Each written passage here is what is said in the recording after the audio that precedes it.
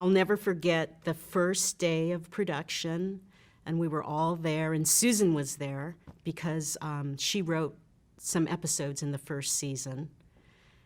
And all the ladies were there, and they looked over at the staff, and we must have looked 12 to them, and they were not happy. They felt like we just were not going to be able to do it. Because you wouldn't get their life experience? Because we wouldn't get their life experience, because we were too young, because they didn't know us. I mean, these were seasoned, brilliant actresses who adored Susan and Tony and Paul, and they just felt like, you're going to pawn us off on these people? So it was a little tense in the beginning. In the beginning, it wasn't as clearly defined. I think Rose and Blanche kind of were blending together a little bit. So really, we were a little bit involved in kind of, making those characters distinct and separate. And, of course, the template was laid by Susan, and everything went through Paul and Tony, who were also, the producers of the pilot. So I think we did help a little bit in that way, but I'm going to say a little bit because really they deserve all the credit. And having come right off Cosby, did you feel like this was a place where you had more creative freedom? Oh, absolutely. Much more creative freedom. We wrote harder jokes because, I love writing jokes. I'm a joke writer.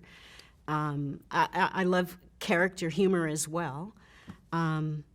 So I knew kind of, what was expected of me, and it was also great to write for those women because they were just amazing.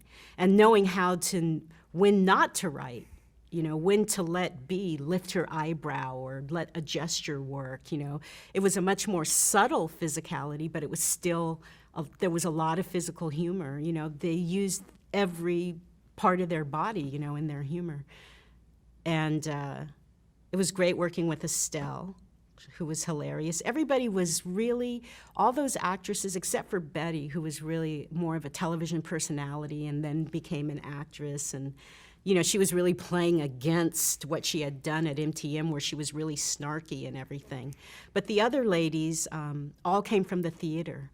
And so there's just something about working with somebody in the theater where there's a certain etiquette, there's a certain respect for the work, and that was really great.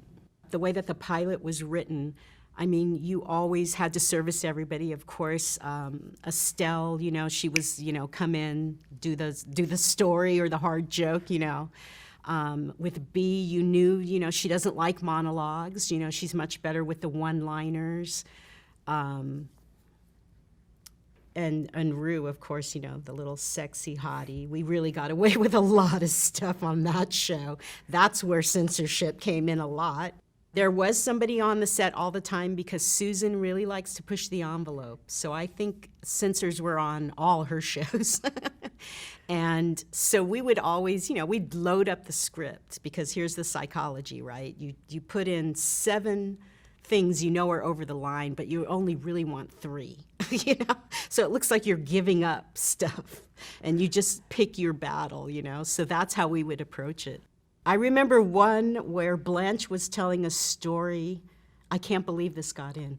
Blanche was telling a story about being at a boarding school and getting caught with her boyfriend, and that when somebody opened the door, she waved her foot at them or something like that. It was really dirty, but I think they didn't get it, and so it got in.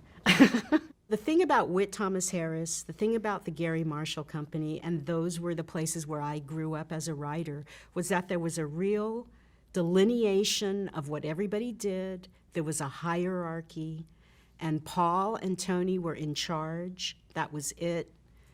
And they were very gracious with their power.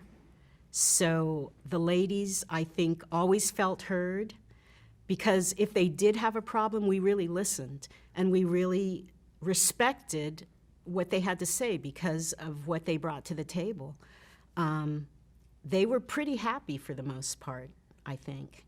You know, there was a little bit of tension with directing in the beginning because we switched directors a couple of times, but they gained more confidence in us, and we ended up having a great working relationship with them. But we always had the buffer of Paul and Tony.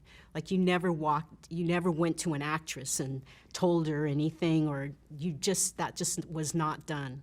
And when we did the run-throughs, they would, we would do our notes and everything, but they were always through Paul and Tony.